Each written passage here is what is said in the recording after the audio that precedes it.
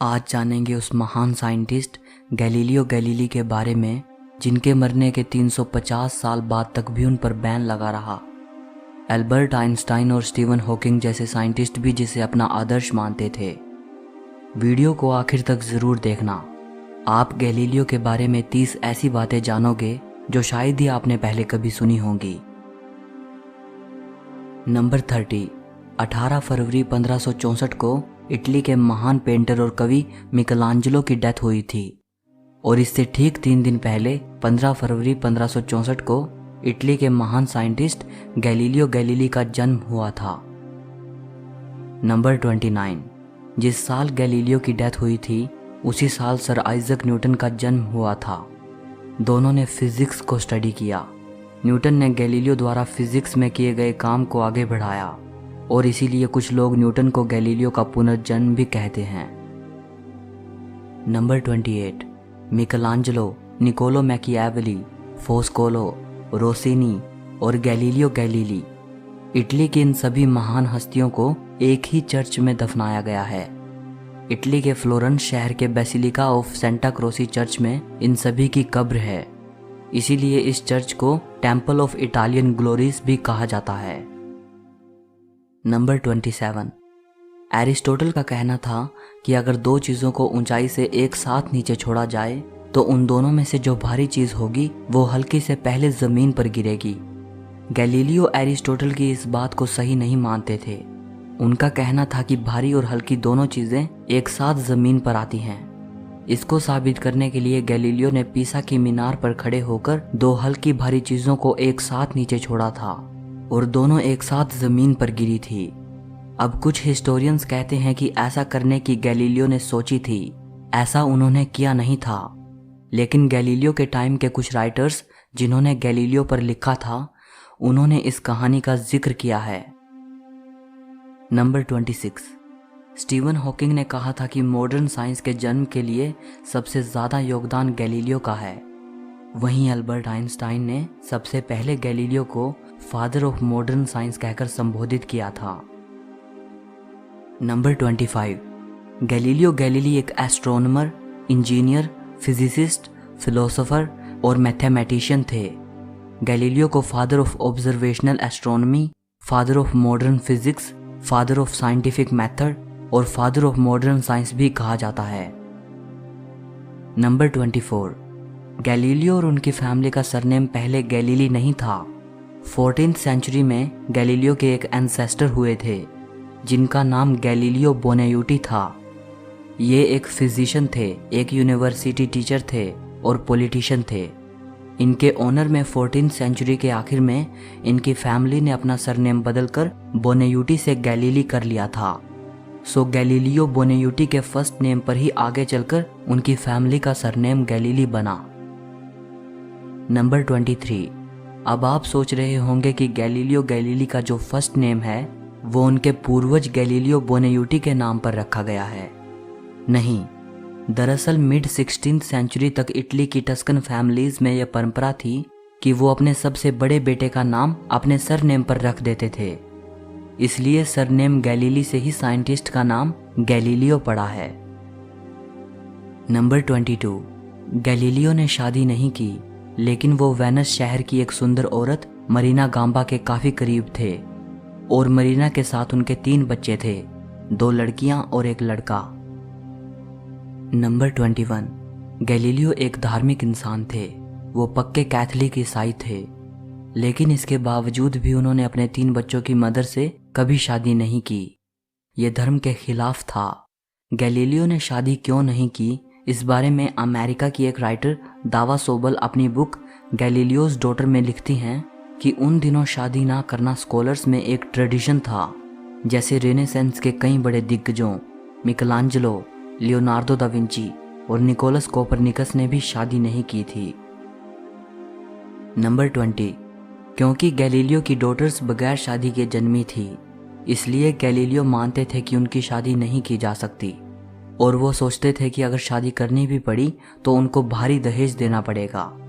Galileo की income इतनी नहीं थी कि वो इतना दहेज उठा पाएं।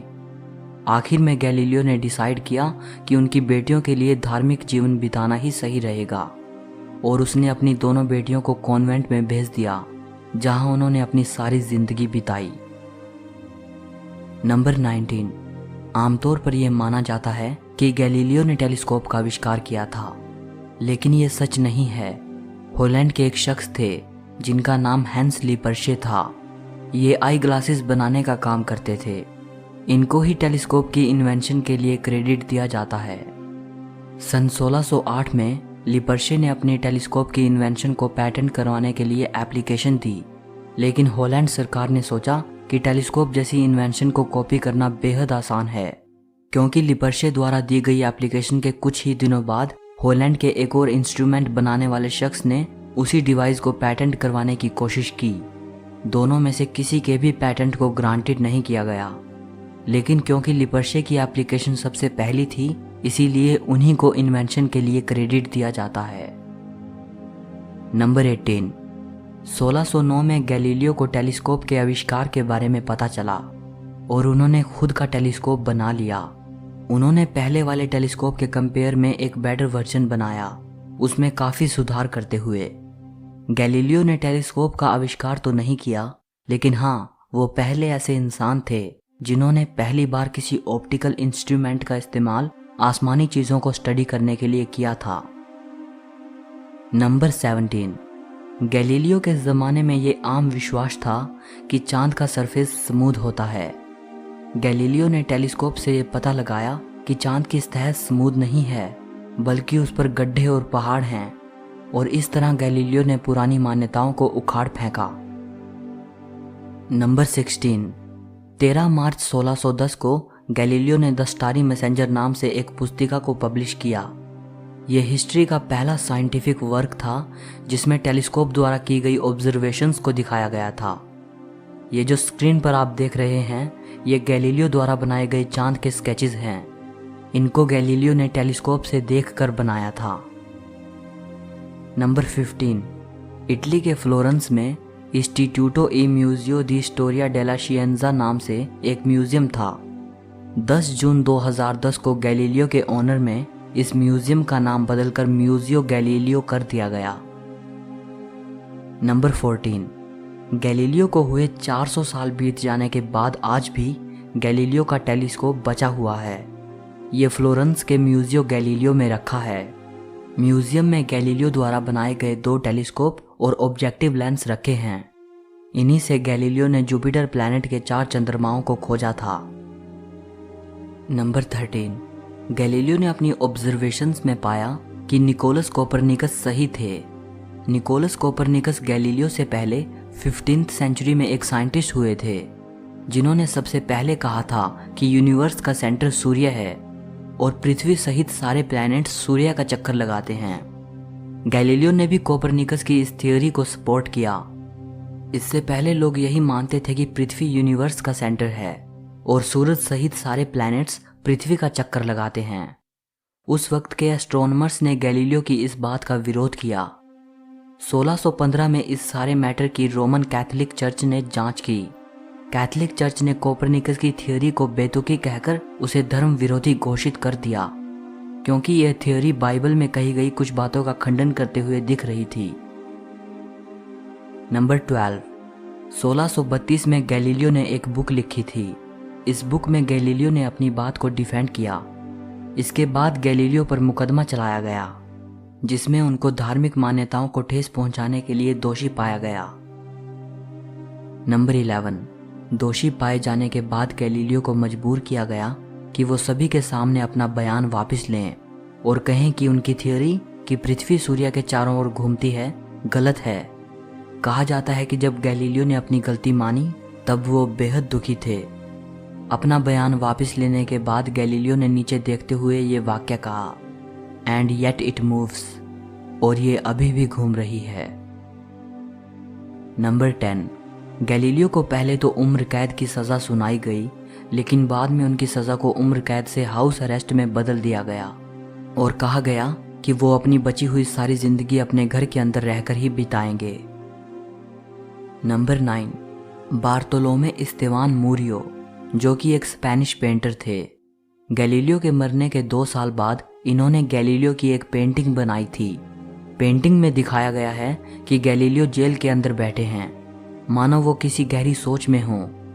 जब 1911 में इस पेंटिंग को रिस्टोर किया गया तो पता चला कि वो किसी सोच में नहीं बैठे हैं, बल्कि वो एकटक होकर जेल की दीवार पर खुदे शब्दों को देख रहे हैं। दीवार पर लिखा है एंड येट इट मूव्स, और ये अभी भी घूम रही है। लेकिन इस तस्वीर में इन शब्दों को नहीं देखा जा सकता। नंबर 8, गैलीलियो ने अपने अंतिम साल अपने घर में नज़रबंद रहकर बिताए। इस दौरान उन्होंने अपना ज़्यादातर वक्त अपनी बुक लिखने में लगाया, जिसका नाम था to new sciences.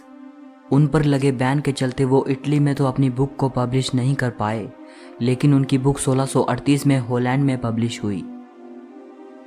Number 7, house arrest के दौरान गैलीलियो के कई चाहने वाले उनसे मिलने आते थे। उनसे मिलने आने वाले लोगों में यूरोप की 2 बड़ी हस्तियों का नाम भी शुमार है, फिलोसोफर थॉमस होब्स और पोएट जॉन मिल्टन। ये दोनों गैलीलियो के हाउस अरेस्ट के दिनों में उनसे मिलने आए थे।